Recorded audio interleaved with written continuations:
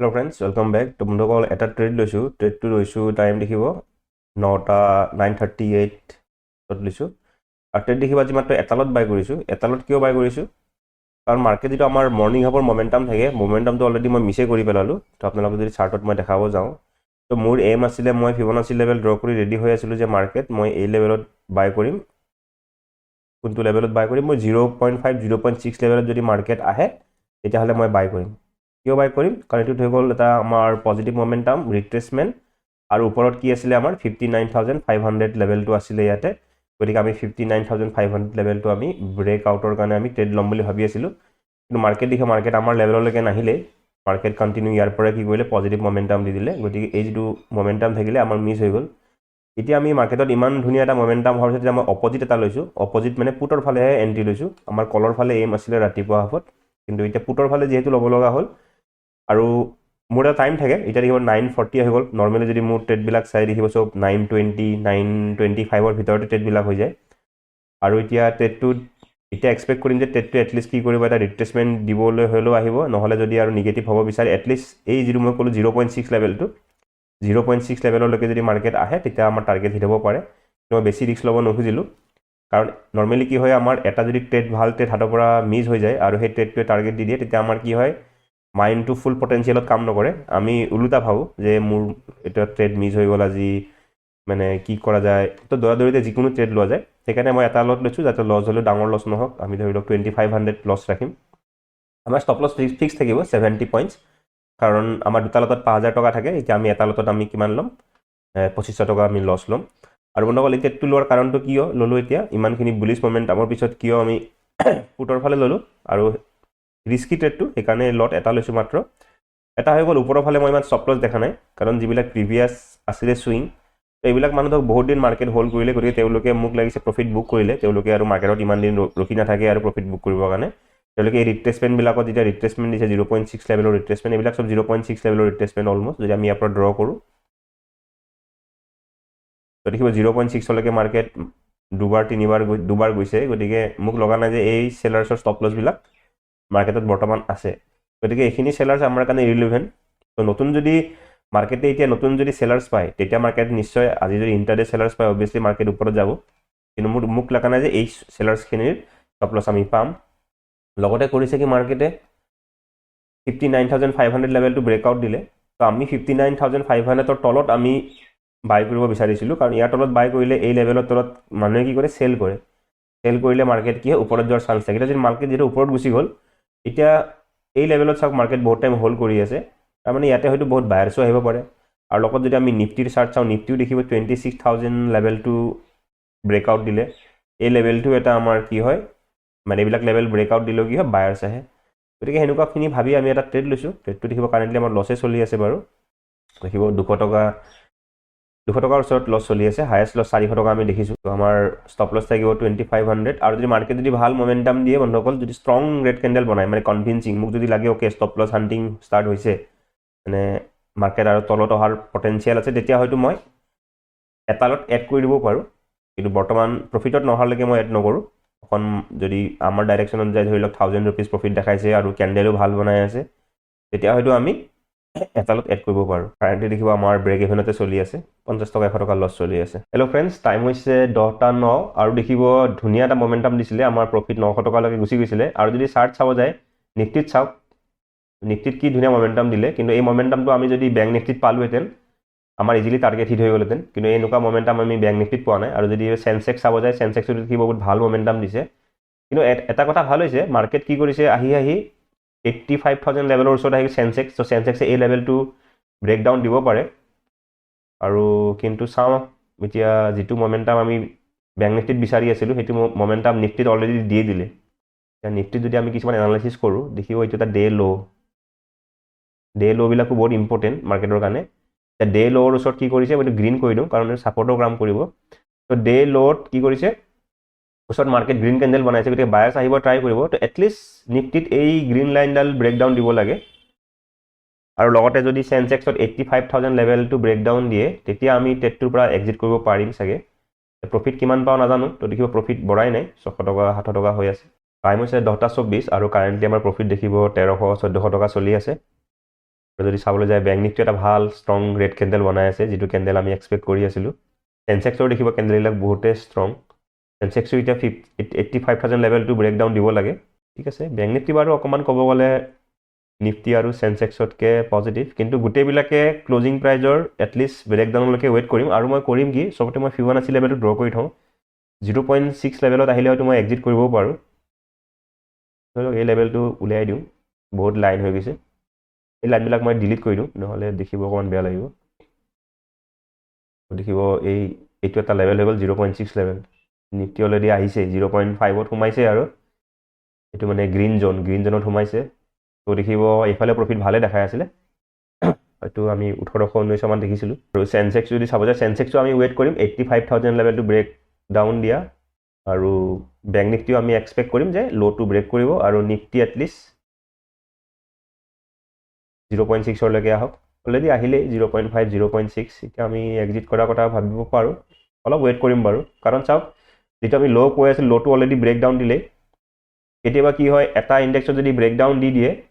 Second ইণ্ডেক্সত কেতিয়াবা breakdown নিদিবও পাৰে। নিদিলে কি হয়, কেতিয়াবা ৰিভাৰ্চেল দি দিয়ে। কিন্তু যিটো কেণ্ডেলটো চাওক, কেণ্ডেলটো বহুতেই ষ্ট্ৰং কেণ্ডেল।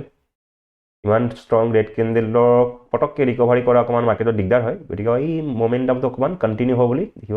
বন্ধুসকল বহুত ভাল মমেণ্টাম দিছে। আমাৰ টাৰ্গেটৰ ওচৰতে আছে বন্ধুসকল।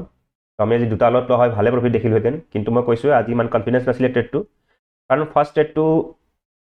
মানে মিছ হোৱাৰ পিছত ছেকেণ্ড ট্ৰেডটো অকণমান কি হয়, মাইণ্ডটো এনেও অলপ ডাইভাৰ্ট হৈ যায়।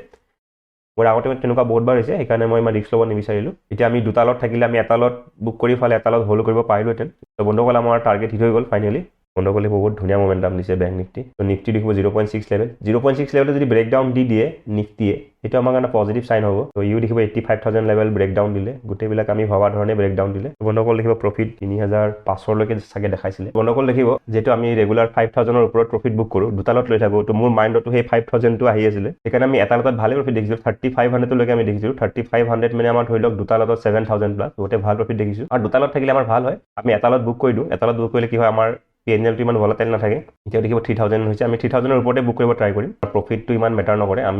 আমাৰ এনালাইচিছটো মেটাৰ কৰে যে আমি এনালাইচিছ কিমান ভাল কৰিছোঁ। আজি আমি ফৰ্ম এণ্ট্ৰি লোৱা নাই। নৰ্মেলি বহুতে কি কৰে, আগৰ দিনাখন যদি ভাল প্ৰফিট হয়, নেক্সট দিনাখন অভাৰ ৰিস্ক লৈ লয়। যেনেকৈ ধৰক মোৰ কালি 8,000 প্লাছ প্ৰফিট হৈছে। তো আজি হয়তো বেলেগে হয়তো 3টা লট ল'লেহেঁতেন, তো মই কৰিছোঁ কি মাত্ৰ এটা লট লৈছোঁ। মানে বেলেগে কি হয়, প্ৰফিট বেছি হ'লে ৰিস্কটো বঢ়াই দিয়ে। মই প্ৰফিট বেছি হৈছে, প্ৰফিটটো মই কি কৰিছোঁ, যাতে কালিৰ প্ৰফিটটো গোটেইখিনি নাযাওক বুলি মই এটা লট লৈছোঁ। কাৰণ ট্ৰেডটোৰ প্ৰতি ইমান কনফিডেঞ্চ নাছিলে। মই কৈছোঁ প্ৰথম ট্ৰেডটো মোৰ বহুত ধুনীয়া আছিলে কল অপশ্যনৰ কাৰণে যোৱা। কল অপশ্যনত যিহেতু যাব নোৱাৰিলোঁ, কাৰণ আমাৰ লেভেললৈকে মাৰ্কেট নাহিলে 0.6 লেভেললৈকে। সেইকাৰণে ছেকেণ্ড ট্ৰেডটো তাৰ এগেইনষ্টত যিহেতু গৈছোঁ, এগেইনষ্টত যোৱাৰ কাৰণে মোৰ কনফিডেঞ্চটো অলপ কম আছিলে। সেইকাৰণে মাত্ৰ এটা লটতে ল'লোঁ, তাতেও ভাল প্ৰফিট দেখিছোঁ আমি। দুটা লটৰ হিচাপত আমি 7,000 প্লাছ প্ৰফিট দেখিছোঁ। এতিয়া মাৰ্কেটবিলাক চাব কিয় ৰখি আছোঁ, কাৰণ কেণ্ডেলবিলাক দেখোন বহুতেই ষ্ট্ৰং ৰেড কেণ্ডেল। মোক লগা নাই ইয়াৰ পৰা ছাডেনলি এনেকৈ ৰিভাৰ্চেল দি দিব। অলপ হয়তো ৰিট্ৰেচমেণ্ট দি আৰু মাৰ্কেট ষ্ট্ৰং এনেকুৱা ৰেড কেণ্ডেল দুটামান বনাই দিব পাৰে, সেইটো এমতে আছোঁ। বন্ধুসকল ঘূৰি পকি এটা আৰু ভাল মমেণ্টাম দিছে মোক। আৰু এটা এই যিটো মমেণ্টাম আছিলে, এই মমেণ্টামটো ৰিট্ৰেচমেণ্ট দিছে। আৰু এটা এনেকুৱা মমেণ্টাম লাগে, এনেকুৱা ধৰক 3-4টামান যদি ৰেড কেণ্ডেল আহি যায়, আমি প্ৰফিট 4,000 প্লাছো পাব পাৰোঁ এটা লটতে। তো তেনেকুৱা মমেণ্টাম আমি এক্সপেক্ট কৰি আছোঁ। নৰ্মেলি কি হয়, এনেকুৱা ষ্ট্ৰং মমেণ্টাম দিলে এই মমেণ্টামটো অলপ কণ্টিনিউ কৰা, ৰিট্ৰেচমেণ্ট দি কণ্টিনিউ কৰা চান্সেছ থাকে। তাৰ কাৰণে ৱেইট কৰি আছোঁ। চাওঁ, আমাৰ টাৰ্গেটৰ ওপৰতে মাৰ্কেট চলি আছে। গতিকে বন্ধুসকল আৰু এটা ভাল ৰেড কেণ্ডেল পালে আমি ট্ৰেডটোৰ পৰা ওলাই যাব ট্ৰাই কৰিম। তো আমি টাৰ্গেট ৰাখোঁ 570 কৰি দিওঁ। হাইকত যদি হিট হৈ যায় আমি ওলাই যাম। তো বন্ধুসকল আমাৰ টাৰ্গেট হিট হৈ গ'ল। 570ত আমি এটা লিমিট প্ৰাইচ দিছিলোঁ। তো বন্ধুসকল দেখিব আজি আমি এটা লটতে বুক কৰিলোঁ, ভাল প্ৰফিট বুক কৰিলোঁ। আমি 4,100 টকা বুক কৰিলোঁ। তো দুটা লট লোৱা হয় আজি আমি ইজিলি 8,000 নাপালে আমি 7,000, কাৰণ আমি এটা লট সোনকালে বুক কৰি দিওঁ। গতিকে 7,000 প্লাছ আজিও আমি বুক কৰিব পাৰিলোহেঁতেন। তো বন্ধুসকল আৰু দেখিব আমি এটা বহুত ধুনীয়া মমেণ্টাম কেপচাৰ কৰিলোঁ। মই কৈছোঁৱে যে আমাৰ মৰ্ণিং আপৰ যিটো মমেণ্টাম আছিলে, অলৰেডি মই এনালিচিছটো ডিছকাছ কৰিছোঁৱে যে মোৰ এইম আছিলে কলৰ ফালে যোৱা এইম কিউ আছিলে যে মাৰ্কেট ওপৰত 59,500 লেভেলটো আছে, এইটো মই ডিলিট কৰি দিওঁ। এইটো বহুত, এই লাইনডালো ৰেড লাইনডালো বহুত ইম্পৰ্টেণ্ট হয়, কাৰণ এই ৰেড লাইনডালো কি হয়, এটা হৈ গ'ল আমাৰ ষ্ট্ৰং ৰেজিষ্টেঞ্চ লেভেল। দেখিব ইয়াৰ পৰা মাৰ্কেট তললৈকে কণ্টিনিউ আহিছিলে, আৰু এই লেভেলটোত ৰেজিষ্টেঞ্চ দেখিব। এদিন ৰেজিষ্টেঞ্চ লৈছিলে, তাৰ পৰা মাৰ্কেট ফল দিছিলে, হিউজ ফল। তাৰপৰা দেখিব তাৰ নেক্সট ডেও তাৰ পৰা একজেক্টলি ৰেজিষ্টেঞ্চ লৈছে, তাৰ নেক্সট ডে মানে কালিও এক্সেক্টলি এই ৰেড লাইনডালৰ পৰা ৰেজিষ্টেঞ্চ লৈছে তো আমি ক'ব পাৰোঁ যে মাৰ্কেটে কৰিছে কি কালিও যদি বুলিছ মাৰ্কেট আছিলে মাৰ্কেটে কৰিছে কি 59,500 আৰু এই যে ৰেড লাইন আছিলে ৰেড লাইনডালৰ ধৰক 59,446 এই লাইনডালৰ পৰা ৰেজিষ্টেঞ্চ লৈছে তাৰমানে এটা চেলাৰ্ছ বহুত আহিব আৰু মাৰ্কেট যেটো আজি সেই লেভেলটোৰ ওচৰতে হোল্ড কৰি আছিলে তো মোক লাগিছিলে কলৰ ফালে যাম কলৰ ফালে কিন্তু মই এম কৰি আছিলোঁ যে কলৰ ফালে মই কেতিয়া যাম যেতিয়া মাৰ্কেট আহিব 0.6 লেভেললৈকে মাৰ্কেট আহিব তেতিয়া মই কলৰ ফালে যাম কিন্তু মাৰ্কেট 0.6 লৈকে নাহিলে ওপৰৰ পৰা কলত গুচি গ'ল গতিকে মই ফৰ্মত এন্ট্ৰি নললোঁ তো মই আৰু ৱেইট কৰিলোঁ এবাৰ ভাবিলোঁ ট্ৰেড নলওঁৱে যেটো এইটো মোমেন্টাম গুচি গ'ল মোক লাগিলে এইটো মোমেন্টাম আৰু মাজতে এন্ট্ৰি লৈ কাম নাথাকে কাৰণ আমি যদি ধৰক অলপ আমি সদায় এনেকুৱা লেভেলত এন্ট্ৰি ল'ব ট্ৰাই কৰোঁ য'ত আমাৰ 140 পইণ্টছ বেংক নিফটি স্পটত আৰু 70 পইণ্টছ আমাৰ মিনিমাম টাৰ্গেট দিয়ে কিন্তু মাৰ্কেট কণ্টিনিউ ওপৰত গুচি গ'ল আমি এন্ট্ৰি নাপালোঁ আৰু মাজত এন্ট্ৰি লৈ লাভো নাথাকে আমি টাৰ্গেট নাপাওঁ গতিকে মই ৱেইট কৰি আকৌ এনালাইচিছ কৰিলোঁ দেখিলোঁ যে অ'কে ওপৰৰ ফালৰ পৰা যদি চাওঁ যিখিনি ষ্টপ লছ আছিলে মই বাৰে কৈ আছোঁ ওপৰৰ ষ্টপ লছখিনি নাইকিয়া হৈ গৈছে কাৰণ মাৰ্কেটে অলৰেডি কৰিছে কি 0.6ৰ ৰিট্ৰেচমেণ্ট দিছে গতিকে ওপৰত ষ্টপ লছ নাই ওপৰত যেহেতু ষ্টপ লছ নাই ওপৰত ষ্টপ লছ নাথাকিলে কিয় মাৰ্কেট ওপৰত পটককৈ যাব নোৱাৰে গতিকে মাৰ্কেটে কি কৰিব এতিয়া বায়াৰ্ছক ট্ৰেপ কৰিব বায়াৰ্ছক কেনেকৈ ট্ৰেপ কৰিব মই ক'লোঁ যে 59,500 লেভেলটো ব্ৰেকআউট দিছে ব্ৰেকআউট দি মাৰ্কেট কৰিছে কি হোল্ড কৰি আছে যেতিয়া এইটো ৰেজিষ্টেঞ্চৰ ওপৰত মাৰ্কেট হোল্ড কৰি থাকিব চবে ভাবিব অ'কে 59,500 লেভেলটো ব্ৰেকআউট দিলে আমি ইয়াতে বাই কৰিব নোৱাৰিলোঁ গতিকে ব্ৰেকআউটত বাই কৰোঁ যিবিলাক ব্ৰেকআউট ট্ৰেডাৰ থাকে তো তেওঁলোকে ইয়াতে বাই দেখিব কিমান ধুনীয়া ষ্ট্ৰং গ্ৰীণ কেণ্ডেলো বনাই আছে আপোনাক যদি দেখাওঁ ধুনীয়া গ্ৰীণ কেণ্ডেল বনাই আছে এই 59,500ৰ ওপৰত কেণ্ডেলবিলাক চাওক গ্ৰীণ কেণ্ডেলবিলাক বহুতে ষ্ট্ৰং গ্ৰীণ কেণ্ডেল তো এইবিলাক কেণ্ডেলত কি হৈছে বহুত বায়াৰ্ছ আহি গৈছে তেনেকৈ নিফটিৰো দেখিব নিফটিও কৰিছে কি 26,000 লেভেলটো ব্ৰেকআউট দিছে এইবিলাক লেভেল ব্ৰেকআউট দিলে ইয়াতে দেখিব ষ্ট্ৰংকৈ ব্ৰেকআউট দিছে ইয়াতেও বহুতে বাই কৰিছে আৰু নিফটিৰো ছেম ওপৰত দেখিব এনেকৈ ষ্টপ লছ নাই যিবিলাক ষ্টপ লছ আছিলে এই ষ্টপ লছবিলাক এই ৰিট্ৰেচমেণ্ট 0.6ৰ ৰিট্ৰেচমেণ্ট দিলে গতিকে ষ্টপ লছ নাই বুলি আমি কনচিডাৰ কৰিম আৰু চেনচেক্সৰ যদি চাব যায় চেনচেক্সৰ কি আছিলে 85,000 লেভেলটো তলত আছিলে তাৰমানে মাৰ্কেটে কৰিছে কি 85,000 লেভেলটো ছাপৰ্ট লৈ ফালে ওপৰত গৈছে ছাপৰ্ট ল'লে কি হয় ইয়াতেও বায়াৰ্ছ আহে ইয়াৰ ওপৰত ছাপৰ্ট লৈ গৈছে তাৰমানে বায়াৰ্ছ আহিছে তো মোৰ বাৰু ইমান এইম নাছিল যে চেনচেক্স ইমান দূৰলৈকে আহিব বুলি মোৰ এইম নাছিলে যে 85,000 লেভেলটোলৈকে মাৰ্কেট আহি যাব কিন্তু মাৰ্কেট দেখিব আমি হোৱাতকৈ বেছিয়ে ধুনীয়া মোমেণ্টাম দিলে মোৰ এইম আছিল যে মাৰ্কেট আমি য'ত বাই কৰিছোঁ বাইৰ পৰা আমাৰ ধৰি লওক 140 পইণ্টছ আমি যদি পাওঁ 140 পইণ্টছ 130 পইণ্টছ পালে আমাৰ টাৰ্গেট হিট হৈ যায় আৰু আমাৰ টাৰ্গেট হিটো হৈছে বাৰু কিন্তু আমি অলপ বেছি মোমেণ্টাম পালোঁ আৰু আমি এটা লটতে বহুত ভাল প্ৰফিট বুক কৰিলোঁ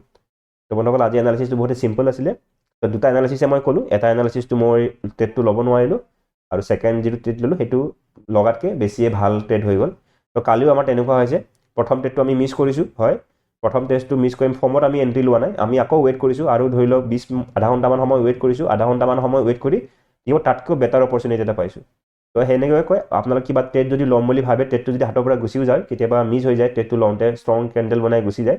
সেইটো ফৰ্মত আহি এণ্ট্ৰি ল'ব নালাগে এতিয়া ধৰি লওক আমি কালি যদি ফৰ্মত আহি আমি এণ্ট্ৰি ল'লোহেঁতেন ধৰি লওক এই গ্ৰীণ কেণ্ডেলটোতে এণ্ট্ৰি ল'লোহেঁতেন মোৰ এইম আছিলে এইটো গ্ৰীণ কেণ্ডেলত লোৱা কিন্তু এই গ্ৰীণ কেণ্ডেল ইমানে ষ্ট্ৰং বনালে ইয়াতে 30-40 পইণ্টছ প্ৰিমিয়াম বাঢ়ি গ'ল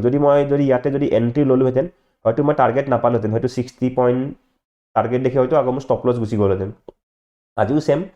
আজি ধৰক মোৰ কলৰ ফালে এইম আছিলে কিন্তু মাৰ্কেট ধৰক 0.6লৈকে নাহিল ধৰক মই ফৰ্মৰ এণ্ট্ৰি হৈ ফালে দেখিলোঁ ইয়াৰ ইমান ধুনীয়া গ্ৰীণ কেণ্ডেল বনাইছে মই মাজত ক'ৰবাত যদি এণ্ট্ৰি ল'লোহেঁতেন মাজত ক'ৰবাত এণ্ট্ৰি ল'লে হয়তো মই টাৰ্গেট নাপালোহেঁতেন টাৰ্গেট পাই ৰিভাৰ্চেল দিলেহেঁতেন বা 60 পইণ্টছ 50 পইণ্টছ টাৰ্গেট দেখিলোহেঁতেন দেখি ফালে মোৰ ষ্টপ লছ গুচি গ'লহেঁতেন গতিকে আমি ফৰ্মত এণ্ট্ৰি ল'ব নালাগে এটা যদি ট্ৰেড হাতৰ পৰা গুচিও যায় আপুনি ভাবি ল'ব যে আজি ট্ৰেড নলওঁ বুলি মাইণ্ডত ক'ব যে আজি আকৌ ট্ৰেড নলওঁ এনে চাই থাকোঁ যদি ভাল ট্ৰেড পাওঁ তেনেকৈ ল'ম মই কালিও তেনেকৈ ভাবি লৈছিলোঁ যে ট্ৰেড আৰু নলওঁ আৰু পালে ল'ম নাপালে নলওঁ আজি মই ভাবি লৈছিলোঁ যে ট্ৰেড মই নলওঁ ট্ৰেডটো যেতিয়া হাতৰ পৰা গুচি গ'ল কালি পৰহি ভালেই গৈছে গতিকে আজি বেয়া ট্ৰেড লৈ সপ্তাহটো বেয়া নকৰোঁ কিন্তু মাৰ্কেট দিশৰ পিছত ভাল এটা অপৰচুনিটি দিলে চব ফালৰ পৰা মিলি আছিলে বেংক নিফটিও মানে মোক কনফাৰ্মেশ্যন দিলে নিফটিৰো কনফাৰ্মেশ্যন আছিলে আৰু চেনচেক্সৰো তলত কি আছিলে 85,000 লেভেলটো আছিলে আৰু চেনচেক্সৰ দেখিব ৰেড লাইন এডাল ৰেজিষ্টেঞ্চ লেভেল ষ্ট্ৰং ৰেজিষ্টেঞ্চ হয় চেনচেক্সৰ এডাল দেখিব ষ্ট্ৰং ৰেজিষ্টেঞ্চ লেভেল এডাল লাইনো চেনচেক্সে ব্ৰেকআউট দিছে গতিকে চবতে বায়াৰ্ছে আহি আছে সেইকাৰণে মই কৰিলোঁ কি চবেই যেতিয়া বায়াৰিং কৰি আছে তেতিয়া মই কৰিলোঁ কি চেল কৰিলোঁ আমি এটা ভাল প্ৰফিট বুক কৰিলোঁ বন্ধুসকল এটা লটতে ঠিক আছে বন্ধুসকল আজিলৈ আহিছোঁ ধন্যবাদ